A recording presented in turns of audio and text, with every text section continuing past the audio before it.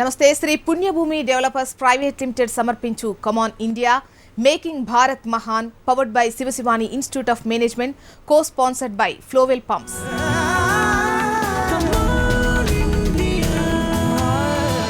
అనగనగా ఓ ఊరు. ఆ ఊర్లో ప్రజలు దుర్భర జీవితం గడుపుతుండేవారు. తినడానికి తిండి లేక, ఏ పని చేయాలో తెలియక చాలా బాధపడుతుండేవారు. ఈ ప్రజల కష్టాల గురించి తెలుసుకున్న ఓ స్వచ్ఛంద సంస్థ ఆ గ్రామానికి వెళ్ళింది. ప్రజలందరికీ ఫ్రీగా ఆహార పదార్థాలు పంచిపెట్టింది. వారం రోజుల పాటు ప్రజలంతా చాలా సంతోషంగా ఉన్నారు. వారం తర్వాత సంస్థ సరుకులు అయిపోవడంతో ప్రజలకు మళ్లీ కష్టాలు మొదలయ్యాయి. కొన్నాళ్లకు మరో స్వచ్ఛంద సంస్థ ఆ ఊరు వెళ్ళింది. 2 రోజులకు మాత్రమే సరిపడే ఫుడ్ ఐటమ్స్ ప్రజలకు పంచిపెట్టింది. 2వ రోజు నుంచి దగ్గరలోని చెరువులో చేపలు పట్టుకోవడం, వాటిని పట్టణాల్లో అమ్ముకోవడం నేర్పించింది. వారం రోజుల్లో ప్రజలంతా చేపలు పట్టడం, అమ్ముకోవడం నేర్చుకున్నారు. అలా ఏ స్వచ్ఛంద సంస్థ అవసరం లేకుండా వాళ్ళు హాయిగా బతుకుతున్నారు. పేదరికం పోవాలంటే ఫ్రీగా చేపలు పంచిపెట్టడం కాదు, చేపలు పట్టడం నేర్పించాలి. ఆ పద్ధతులేంటో చెప్పడమే ఈ వారం కమాన్ ఇండియా.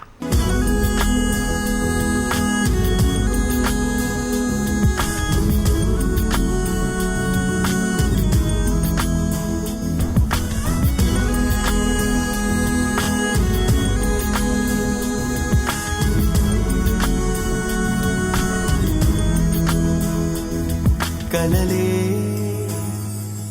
నిజమయ్యేలాగా అడుగే పడని వేళ, కలలే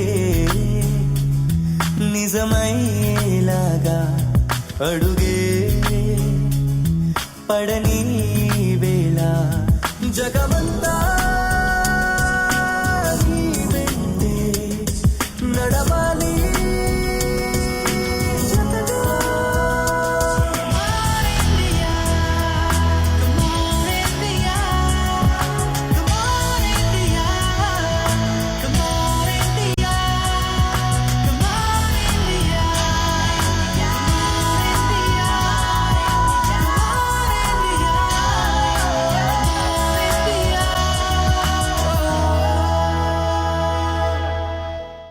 ఓ 45 ఏళ్ల క్రితం గరీబీ హఠావో అని నినదించారు ఇందిరాగాంధీ.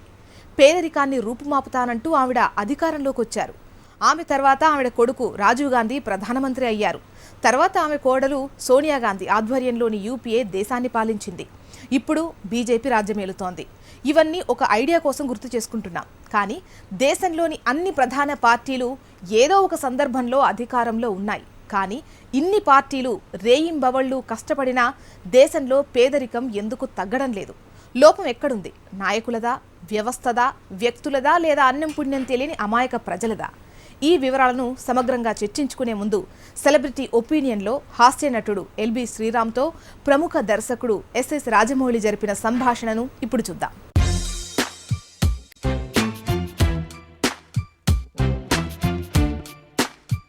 శ్రీరామ్ గారు నమస్కారం అండి. ఒక రచయితగా మీ పాయింట్ ఆఫ్ వ్యూలో చెప్పండి సార్, ఈ అసలు పేదరికానికి కారణం ఏంటి? పేదరికం అనేది ఎందుకు తరతరాలుగా అలాగా ఎందుకు ఉండిపోతుంది? నేను జీవితాన్ని ఎక్కడో ఒక లాంగ్ షాట్ నుంచి చూడలేదండి. నా క్లోజ్ షాట్లో నాకు సంబంధించి నేనేం అనుభవించాను, నా ఇల్లు ఏంటి, నా బతికేంటి, నా చుట్టుపక్కల మనుషులు ఏంటి, నేను ఎలాగా వీటిని అధిగమించాలి, నా కష్టాలని, నేను ఎక్కడికి ప్రయాణించాలి, ఎలా వెళ్ళాలి, ఈ యాంగిల్లోనే అట్లా చూసుకుంటూ వెళ్ళడం తప్ప ఒక పైనుంచి ఎక్కడి నుంచో అసలు ఈ పేదరికం ఏంటి, ఎలా వచ్చింది, దీనికి ఎవరు కారకులు, ఎలా రూపుమాపాలి అంత అవగాహన అయితే ఫ్రాంక్గా లేదండి. మంచిగా మాది లోయర్ మిడిల్ క్లాస్ అండి. 7 అన్నదమ్ములం, ఒక రిమోట్ విలేజ్, వ్యవసాయం మీద ఆధారపడే ఫాదరు. అట్లా మా ఫాదర్ వేదిక్ స్కాలర్ అండి, చాలా పెద్ద పెద్ద వేదాలు అవి చదువుకున్న కనాపాటి సోమయ యజ్ఞాలు చేసిన ఆయన. ఆ పీరియడ్ నుంచి మేమందరూ ప్యాంట్లు షర్ట్లు వేసుకుని ఇంగ్లీష్ చదువుకుని జనరేషన్ చేంజ్, మేము ఈ సమాజంలోకి ఇంకో ఆర్మీలాగా బయలుదేరే పరిస్థితి తప్ప మాకు మా ఫాదర్స్ యొక్క కంటిన్యూటీ కాదండి మాది, మా ఫ్రెష్ ప్రయాణం అది. ఈ ప్రయాణంలో ఓ కొత్త లోకంలోకి వెళ్తున్నట్టు మా పేరెంట్స్ సంబంధించి. ఇక్కడ హైదరాబాద్లో మా అన్నయ్య ఒక ఆయన జాబ్ చేస్తుండేవాడు. ఆయన దగ్గరికి 1 by 1 ఎప్పుడెప్పుడు రావాలో అప్పుడు వచ్చి 3 years 2 years ఇక్కడ ఉండి నేను యాక్చువల్గా నా గ్రాడ్యుయేషన్ ఇక్కడ నైట్ కాలేజీలో చేస్తూ డే టైంలో జాబ్ చేస్తూ అట్లా చేశాను. So to know the world అంటే నాకు మా అన్నయ్య ఫుడ్ పెడతాడు, షెల్టర్ ఇస్తాడు, నేను పని ఏంటో తెలుసుకోవాలి, నేను చదువుకోవాలి. ఇట్లా తర్వాత నా మినిమం పీరియడ్ చదువు అయిపోయిన తర్వాత నాకు వచ్చే జీతం నాకు సరిపోయినా సరిపోకపోయినా ఇంకొక క్షణం కూడా మా అన్నయ్యకి బరువు కాకూడదు. నేను మా ఫాదర్కి బరువు కాకూడదని మా ఫాదర్ నుంచి ఇక్కడికి వచ్చాను. ఇది ఇంకా బరువు, ఇంకా ఫాదర్ వేరు అన్నయ్య వేరు, ఇక్కడ బరువు కాకూడదని బయటకు వెళ్ళి నేను బయటకు వచ్చినప్పుడు యాక్చువల్గా 70s అండి. అప్పుడు నా జీతం 40 రూపాయలండి. 40 రూపాయల్లో 20 రూపాయలు హౌస్ రెంట్ ఉండేది. నేను కొంతకాలం బ్యాచిలర్గా నేనే వండుకుని నేనే అక్కడే వండి 20 రూపాయల రూమ్ అంటే అది ఎలా ఉంటుందో అది వర్ణించడానికి ఒక అరగంట పడుతుంది. 40 రూపాయల జీతం అంటే ఎన్ని అవసరాలు ఉంటాయో మీకు తెలుసు. 20 రూపాయలతో సర్దుకోవాలి. ఆకాశం అంత అవసరం, పిడికిడి అంత ఉపాధిలాగా దాంట్లోనే అన్నీ చూసుకోవాలి. పేదరికం 3 రకాలుగా ఉంటుందని నేను అనుకుంటున్నాను. ఒకటి ప్రభుత్వ పరంగా కారణాలు పేదరికానికి, 2 సమాజపరంగా, 3 వ్యక్తిగతంగా. పేదరికానికి 3 రకాల కారణాలుగా చెప్పాలంటే 3టికి 3 నాటికలు రాశానండి. అంటే ఇలా 3 కారణాలు పేదరికానికి అని రాయలేదు, కానీ ఇప్పుడు చెప్పిన దానికి 3టికి 3 నాటికలు ఉన్నాయి. ప్రభుత్వం కారణం పేదరికానికి. ఎలాగంటే దాని మీద గజేంద్ర మోక్షం అని ఒక నాటిక రాశానండి. ఒక పేదవాడు వాడు మందుకి అడిక్ట్ అయిపోతాడు. వాడు కొడుకుని చదివించుకోవాలి, వాడికి భార్యకి వైద్యం చేయించుకోవాలి. చీకటాడితే కిక్కు తప్పేం ఉండదు మన దగ్గర, పొద్దుట్లు లెగిస్తే సిగ్గు తప్పేం ఉండదు మన దగ్గర అంటాడు. దీనికి నేను చెప్పిన కాన్సెప్ట్ మెసేజ్ ఏంటంటే మనకి తరతరాలుగా మనం లిటరరీగా కానీ వేరే ఇంకో రకంగా కానీ మనం వింటున్నది. ఫర్ ఎగ్జాంపుల్ 100 రూపాయలు కష్టం చేశాడు వీడు, వాడికి సంబంధించిన పని 100 రూపాయల పని చేశాడు. అందులో 90 రూపాయలు వాడు తినేస్తూ 10 రూపాయలు వీడికి ఇస్తున్నాడు. ఇది ఇన్ అదర్ వర్డ్స్ టర్మ్స్ ఇది ఒక స్లోగన్ అండి. నేను ఇందులో చెప్పినది 90 రూపాయలు తీసేసుకోనండి, ఈ 10 రూపాయలు కూడా వీడి తిండి వెండి తినవట్లేదు, ప్రభుత్వం తినేస్తుంది.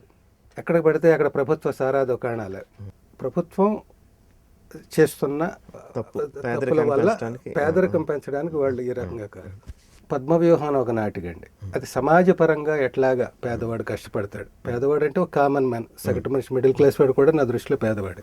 ఒక కామన్ మ్యాన్ దేనికైనా ప్రమాణంగా ఒక ఎగ్జాంపులరీగా గవర్నమెంట్ తీసుకుంటే వాడి ప్రొటెక్షన్ కోసం వాడి చుట్టూ అనేక ఇన్స్టిట్యూషన్స్ ఉన్నాయండి. ప్రతి ఇన్స్టిట్యూషను వీడి బాగు కోసం వీడిని ఎగ్జాంపులరీగా ప్రమాణికంగా తీసుకుని పెట్టినవి. కానీ ఎక్కడికి వెళ్ళినా వీడు ప్రతిదీ ఒక పద్మవ్యూహం, అక్కడి నుంచి బయటపడడం కష్టం. ఇంకా వ్యక్తిగతంగా ఒంటెద్దు బండి అని ఒక నాటకం రాశాను, నాటకం. దాన్ని అమ్మ 1వ తారీఖు అని సినిమాగా తీశారు. ఒక పక్కన ఒక పూర్ క్లాస్ని కూడా పెట్టుకుని కంపారిజన్గా వాళ్ళు 10 మంది ఉంటే ఎంతమంది ఉంటే అంతమంది ఎర్న్ చేస్తారు. 100 రూపాయలే కావచ్చు, 10 రూపాయలే కావచ్చు, 200 కావచ్చు, ఇవన్నీ కలిపితే లిటిల్ డ్రాప్స్ ఓషన్ అయినట్టుగా వాళ్ళు హ్యాపీగా ఉన్నారు. వీడు ఇలాగే ఇంకా ఇంకా కిందకి వెళ్తున్నాడు, వాడు ఒక్కొక్క మెట్టు పైకి వెళ్తున్నారు. ఒక స్టేజ్లో వీడు ఇల్లు అమ్ముకోవాల్సి వస్తుంది, ఆ ఇల్లు వాళ్ళు కొంటారు, వాళ్ళ ఎదుగుదల వీడి పతనం. ఇలా చెప్పడం జరిగిందండి. ఆ రోజులో మిమ్మల్ని మీరు పేదవాడిగా అనుకున్నారా? నేను పేదవాడిని, పేదరికంలో ఉన్నాను అని మిమ్మల్ని మీరు ఎప్పుడన్నా అనుకున్నారు? చాలా మంచి క్వశ్చన్ నాకు లీడ్ ఇచ్చారు మీరు. నేను చెప్పదలుచుకున్నది పేదరికం అంటే సార్ వ్యక్తిగతంగా ఎంతసేపు అయినా మాట్లాడగలను అని దానికి సంబంధించింది. ఇది మానసిక పేదరికం ఎక్కువ అండి సమాజంలో లేదా దేశంలో, ప్రపంచంలో. కొన్ని కోట్లు ఉంటాయి, ఒక్క క్షణం ఆనందించలేడు వాడు. అది రిచ్నెస్ కాదు, అది అంతకంటే దరిద్రుడు పూర్ మ్యాన్ ఉండడండి. ₹1 ఉండదు, ఎక్కడో పడుకుంటాడు హాయిగా, గుర్రు పెట్టి నిద్రపోతాడు, అంతకంటే అదృష్టవంతుడు. దేన్ని కొలమానం ఏంటి? మెటీరియలిస్టిక్గా కాదు కదా, రూపాయలు నోట్లు లేకపోతే బంగారు ముద్దలు భవంతులు కాదు కదండి. పేదరికం అనేది అది అనుభవిస్తున్నప్పుడు కంటికి చెమ్మగా ఉంటుంది, అది అధిగమించేసినప్పుడు ఆ అనుభవం చాలా కమ్మగా ఉంటుంది. శ్రీరామ్ గారు, మీ అభిప్రాయాలు మాతో పంచుకున్నందుకు చాలా థ్యాంక్స్ అండి. చూశారు కదా మన సెలబ్రిటీ ఒపీనియన్. ఏ దేశంలో అయినా పేదరికం తొలగాలంటే ఏం చేయాలి? ముందు పేదలకు తినడానికి తిండి పెట్టాలి, ఆ తర్వాత చేయడానికి పని చూపించాలి. ఆరోగ్యం పాడైతే అప్పుల పాలవ్వకుండా ఉచిత వైద్యం అందించాలి. పిల్లలకు మంచి చదువులు చెప్పించాలి. వయసు మీద పడిన తర్వాత ఆసరగా ఉండటానికి పెన్షన్ ఇవ్వాలి. ఏ దేశమైనా ఇలానే చేస్తుంది. కానీ ఈ సౌకర్యాలు అందించే పద్ధతుల్లోనే మార్పులున్నాయి. అమెరికాలో కూడా ఆహార సబ్సిడీ ఇస్తారు, కానీ రేషన్ షాపుల ద్వారా కాదు. 1930లో అమెరికా ప్రభుత్వం ఫుడ్ కూపన్స్ అన్న పద్ధతిని ప్రవేశపెట్టింది. ఈ పద్ధతిలో అర్హులైన పేదలందరికీ ప్రభుత్వం ఫుడ్ కూపన్స్ ఇస్తుంది. ప్రజలకు తమకు కావాల్సిన కిరాణా షాపులో, సూపర్ బజార్లలో ఈ కూపన్లు ఇచ్చి తమకు కావాల్సిన ఆహార పదార్థాలను కొనుక్కోవచ్చు. ఆ పద్ధతులేంటో ఇప్పుడు చూద్దాం.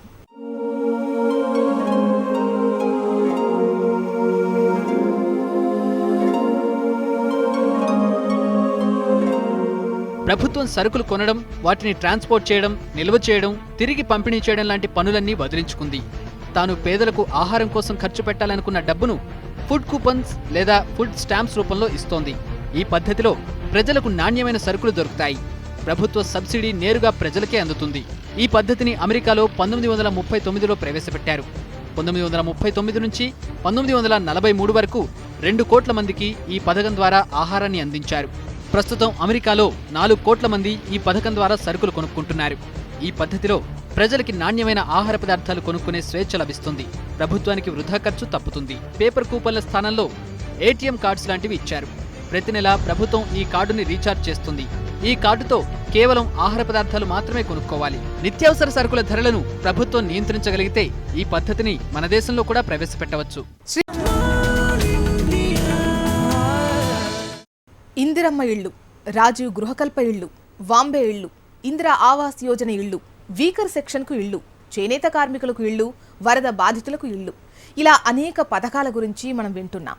పేదల కోసం లక్షలాది ఇళ్లు నిర్మించి ఇస్తున్నట్లు, కోట్లాది రూపాయలు ఖర్చు పెడుతున్నట్లు నాయకులు హంగామా చేస్తుంటారు. మరి ఇవన్నీ సక్రమంగా అమలు జరుగుతున్నాయా?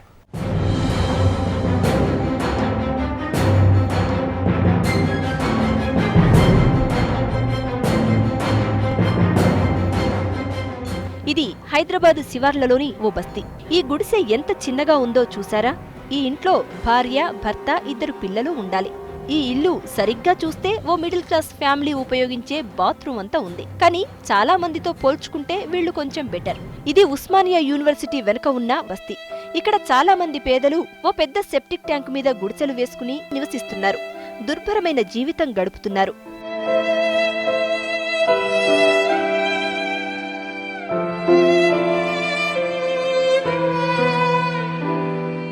ఇలా రోడ్ల వెంట పూరి గుడిసెల్లో బతుకుతున్న అభాగ్యులు ఎందరో ఉన్నారు. వీళ్లందరికీ పక్కా ఇళ్లు కట్టించాలన్నది మన ప్రభుత్వాల లక్ష్యం.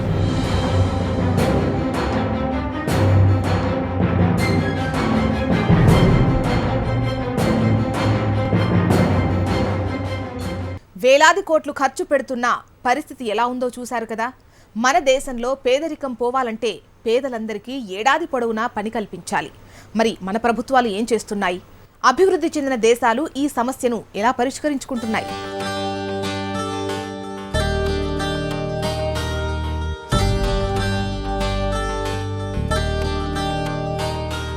మన దేశంలో సుమారుగా 60% మంది ప్రజలు వ్యవసాయంపై ఆధారపడి జీవిస్తున్నారు. సొంతంగా వ్యవసాయం చేసేవారి కన్నా వ్యవసాయ కూలీలుగా పనిచేసేవారి సంఖ్య చాలా ఎక్కువ. వ్యవసాయంలో ఏడాది పొడుగునా పని ఉండదు. దీంతో చాలా రోజులు పని లేకుండా బతకాల్సి వస్తుంది. కరువొచ్చినా, వరదొచ్చినా, తుఫానొచ్చినా వీళ్లలో చాలా మందికి పని ఉండదు. వీళ్లందరికీ ఏడాది పొడవునా పని కల్పించాలంటే పరిశ్రమల ద్వారా మాత్రమే సాధ్యం. విస్తృతంగా గ్రామీణ పరిశ్రమలు నెలకొల్పడం, 40 సంవత్సరాల్లోపు వారందరికీ ఏదో ఒక పనిలో స్కిల్స్ నేర్పించడం చేయాలి.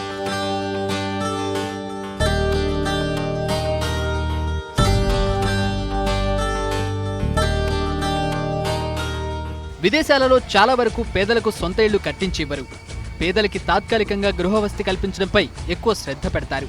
ప్రతి పేద కుటుంబానికి చాలా తక్కువ అద్దెకి ఇళ్లు ఇస్తారు. దీనికోసం ప్రతి లేఅవుట్లో కొంత స్థలాన్ని పేదల ఇళ్ల కోసం కేటాయించాలంటూ నిబంధనలు పెడతారు. ఇలా కేటాయించిన స్థలంలో ప్రభుత్వాలు, ప్రైవేటు కంపెనీలు ఇళ్లు నిర్మించి పేదలకు అద్దెకు ఇస్తాయి. కెనడాలోని వాంకోవర్ సిటీలో ఓ అరుదైన వేడుక జరిగింది. ఆ వేడుకలో నగర మేయర్తో సహా వేలాది మంది ప్రజలు పాల్గొన్నారు. ఇంతకీ ఆ వేడుక ఎందుకంటా అంటే, ఆ నగరంలో ఇల్లు లేకుండా ఫుట్పాత్లపై, పార్కుల్లో ఉండే ప్రతి ఒక్కరికి షెల్టర్ ఏర్పాటు చేయాలన్న లక్ష్యాన్ని పెట్టుకున్నారు. మున్సిపల్ కార్పొరేషన్లతో పాటు స్వచ్ఛంద సంస్థలు, హోటళ్లు, వ్యాపార సంస్థలు అందరూ కలిసి ఒక ఉద్యమంలా ఈ కార్యక్రమం చేపట్టారు. ఎన్నో వ్యయ ప్రయాసాలను ఓర్చి నగరంలో వేలాది షెల్టర్ హోమ్స్ నిర్మించారు. ఈ హోమ్స్లో ప్రతి ఒక్కరికి ఒక గది, ప్రత్యేక బాత్రూమ్, వంట చేసుకునే ఏర్పాటు కల్పించారు. ప్రజలు తమకు ఇష్టం వచ్చినంత కాలం నామమాత్రపు అద్దె చెల్లిస్తూ నివసించవచ్చు.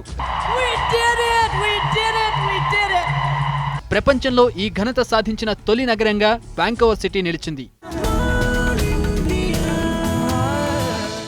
డెవలప్డ్ కంట్రీస్లో చదువుతో పాటే ఏదో ఒక పని నేర్పిస్తారు. 12వ తరగతి పూర్తయ్యేటప్పటికీ ప్రతి ఒక్కరికి ఏదో ఒక పని చేయగల నైపుణ్యం వస్తుంది. తమకి ఇష్టం ఉంటే పై చదువులకు వెళతారు, లేదంటే వాళ్ళు నేర్చుకున్న పనిలో సెటిల్ అవుతారు. నైపుణ్యం ఉన్నవారికి పని కల్పించడం తేలిక కాబట్టి ప్రభుత్వాలపై కూడా పెద్దగా భారం పడదు. అప్పిచ్చేవాడు, డాక్టర్, మంచినీటి వసతి ఇవి లేని గ్రామంలో ఉండకూడదని సుమతి శతకంలో ఎప్పుడో మన పెద్దలు చెప్పారు. తప్పు చేయని మనిషి ఉంటాడేమో కానీ అప్పు చేయని మనిషి ఉండడని అంటారు. పిల్లల చదువుకో, పెళ్లికో, ఆసుపత్రి ఖర్చులకో, వ్యాపారం చేయడానికో ఇలా ఏదో ఒక అవసరం కోసం అప్పులు చేయాల్సిన పరిస్థితి. మధ్యతరగతి ప్రజలకైతే బ్యాంకులు అప్పిస్తాయి, కానీ పేదలకివ్వాలంటే మాత్రం చాలా కష్టం. కానీ బంగ్లాదేశ్లో ఏం జరిగింది, దాన్ని మనమెందుకు ఇంప్లిమెంట్ చేయలేకపోతున్నామో ఇప్పుడు చూద్దాం. 1976లో మహమ్మద్ యూనిస్ అనే ప్రొఫెసర్ పేదల జీవితాలను అధ్యయనం చేసేందుకు ఓ గ్రామానికి వెళ్లారు. ఆ గ్రామంలో చాలా మంది తమ చిన్న చిన్న అవసరాల కోసం ఎక్కువ వడ్డీకి అప్పు తీసుకోవాల్సి వచ్చేది. ఆ వడ్డీ కట్టలేక పేదలు మరింత పేదలుగా మారేవారు. ఇలాంటి వారికి అప్పులిచ్చేందుకు ఒక సంస్థను ప్రారంభించాలన్న ఆలోచన వచ్చింది మహమ్మద్ యూనిస్కు. అప్పులు అవసరమైన వారిని ఒక గ్రూప్గా చేసి తన దగ్గర ఉన్న 300 రూపాయలు తొలి అప్పుగా ఇచ్చారు. అప్పు తీసుకునే వారికి ఆ గ్రూపులోని మిగతా వారు గ్యారంటీ ఇవ్వాలి అనే నియమం పెట్టారు. ఇది ఫలించింది. ఆయన అప్పు వసూలైంది. ఆయన ఒక బ్యాంకు నుండి అప్పు తీసుకుని గ్రూపులకు లోన్స్ ఇవ్వడం మొదలుపెట్టారు. అలా స్వయం సహాయక బృందాలు అనే కాన్సెప్ట్ ప్రచారంలోకి వచ్చింది. 300 రూపాయలతో ప్రారంభించిన ఈ సంస్థ ఇప్పుడు ఏటా 74 లక్షల మందికి 26,000 కోట్ల రూపాయల అప్పు ఇచ్చే గ్రామీణ బ్యాంకుగా ఎదిగింది. ఈ పథకాన్ని రూపొందించిన మహమ్మద్ యూనిస్ను గ్రామీణ బ్యాంకును 2006లో నోబెల్ బహుమతి వరించింది. బంగ్లాదేశ్లో విజయం సాధించిన ఈ మోడల్ మన దేశంలో కూడా ప్రారంభమైంది. కోట్లాది మంది మహిళలు స్వయం సహాయక బృందాలుగా ఏర్పడ్డారు. మన పేదరిక నిర్మూలన పథకాల్లో ఉన్న లోపాలను సరిదిద్దడం ఎలా, పేదరికం శాతాన్ని గణనీయంగా ఎలా తగ్గించేది, ఈ అంశాలపై ఎక్స్పర్ట్ ఒపీనియన్లో నిపుణుల అభిప్రాయాలను తెలుసుకుందాం.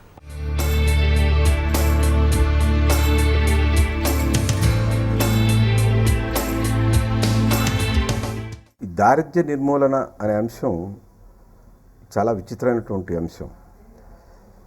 నిజానికి దారిద్ర్య నిర్మూలన అనేది కేవలం పెదాల వరకే.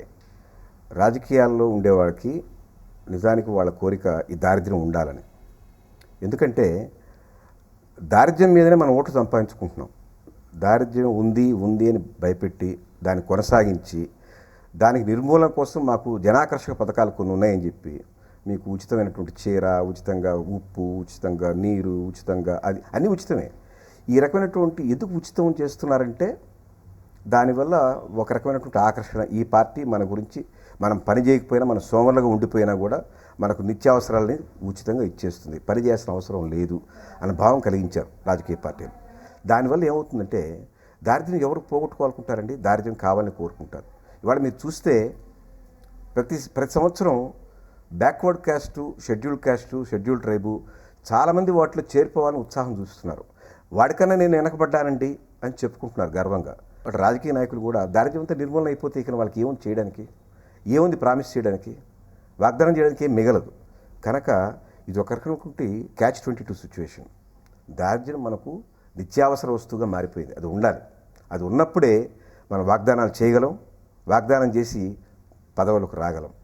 పదవులకు వచ్చిన తర్వాత వాటి గురించి మాట్లాడుతూ ఉంటాం, వాటి గురించి ఏమీ చేయం. ఉచితం అనేది దారిద్ర్యాన్ని నిర్మూలించదు. ఒక స్కిల్డ్ లేబర్ కావాలంటే కాగడ వేసి ఇతుకుని ఎక్కడ దొరకరు. అదే మీరు ఒక ట్రాఫిక్ జంక్షన్లో ఆగితే 20-30 మంది వచ్చేస్తారు. ఏదో పిచ్చి వస్తువులు అమ్ముకుంటానో లేకపోతే ఒక చీడు గారుతున్నటువంటి పాపను చంకనేసుకొని అయ్యా బిడ్డకు పాలు లేవు డబ్బులను. రోజుకి వీళ్ళ సంఖ్య పెరుగుతుంది. అంటే ఏమిటి? సోమలు పెరుగుతున్నారు. నా ఉద్దేశం ఈ దేశంలో దారిద్ర్యం లేదు, సోమరులు ఎక్కువయ్యారు. నిర్బంధ విద్య ఉండాలి. నిర్బంధ విద్య నిర్బంధంగా వాడికి వృత్తి కోర్సులో ఒక నైపుణ్యం సంపాదించి నీకు ఏవి ఫ్రీగా రావు, నీ రోక నువ్వు సంపాదించుకో, నీ తిండి నువ్వు తిను, ప్రభుత్వం నుంచి ఏమీ ఎక్స్పెక్ట్ చేయకు అన్న రోజున ఈ సోమరులు పోతారు. సోమరులు పోతే దారిద్ర్యం పోతుంది. శ్రమతో ఫలం వస్తుంది. కానీ ఎంతకాలం మీరు క్యూలో నిలబెట్టి వాళ్ళకి ఒక ఉపాధి పథకం కింద ఇస్తూ దారిద్ర్య నిర్మూలన చేస్తారు? ఇది దారిద్ర్య నిర్మూలన పథకం కానే కాదు, సోమరులు పెంచేటువంటి పథకం. కొరియా, చైనా, ఇవన్నీ, థాయిలాండ్, అవి వస్తు ఉత్పత్తిలో నాణ్యత మీద మనసు పెట్టి ఉత్పత్తిని పెంచారు, 10 మందికి పని కల్పించారు. ఎప్పుడైతే దేశంలో ఉన్నటువంటి యువత కానీ మనుషులు కానీ ప్రజలు కానీ ఎప్పుడైతే వాళ్ళు ఒక వృత్తి విద్యలో పడ్డారో, పారిశ్రామికంగా వాళ్ళు ఇన్వాల్వ్ అయ్యారో, ఉత్పత్తి పెరుగుతుంది, వాళ్ళకు ఉద్యోగాలు ఉన్నాయి, సహజంగానే ఆ కంట్రీ జీడిపి పెరుగుతుంది. కనుక వాళ్ళు ఈ జనాకర్షక పథకాలు పెట్టి ఓట్లు గుంజుకునే ఆ రకమైనటువంటి లైన్లోనికే వెళ్ళలేదు. మనం ఆ దేశానికి నేర్చుకోవాల్సింది అది.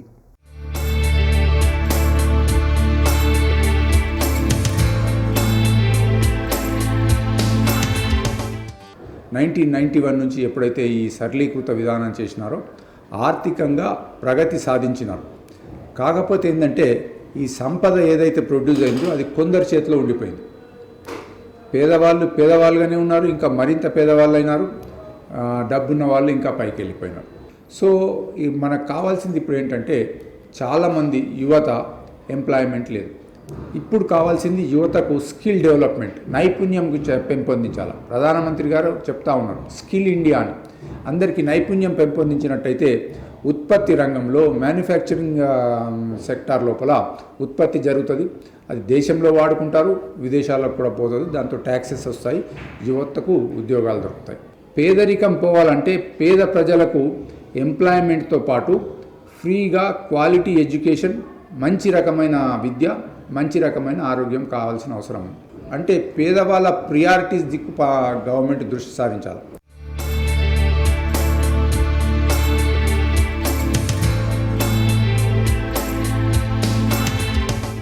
మన దేశంలో పేదరికాన్ని తగ్గించాలి అంటే ఎవరేం చేయాలో, ఎవరి బాధ్యత ఎంతో ఇప్పుడు చూద్దాం.